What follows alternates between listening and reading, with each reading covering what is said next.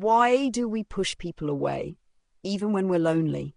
It sounds contradictory, doesn't it? You're craving connection, aching for someone to understand you, to notice you, and yet when someone texts or calls, your first instinct is to ignore it. When you're invited out, you come up with excuses. You say you're tired, overwhelmed, or just not in the mood. But beneath all that, there's usually fear.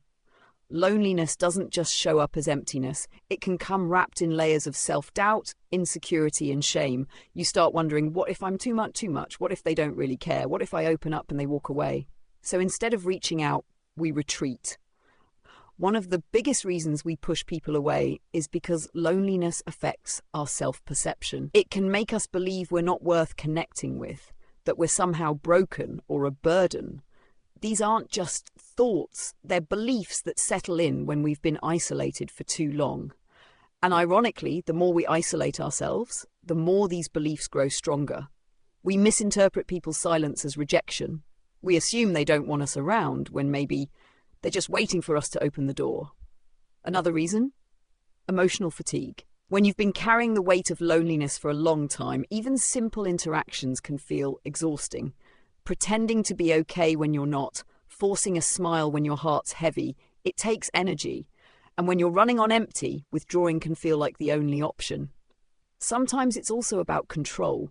If you've been hurt before, rejected, abandoned, misunderstood, then distancing yourself feels safer. If you pull away first, you don't risk being left behind again. But here's the hard truth. Self-protection can sometimes become self-sabotage. You don't want to be alone, but you're building walls so high no one can climb them. So what can we do? Start small. You don't have to pour your heart out or attend every social event. Maybe it's replying to a message, even with just a "Hey, thanks for checking in." Maybe it's calling someone, even if you don't know what to say. Connection doesn't require perfection, just honesty and consistency. Let people in, not all at once, but little by little. And if you're afraid, say so. "Hey, I'm not doing great lately, but I'm trying." That one sentence can open the door to real support. You don't have to pretend anymore. You don't have to go through this alone. And you don't have to keep pushing people away just to protect your heart. Join Ember Spark Community.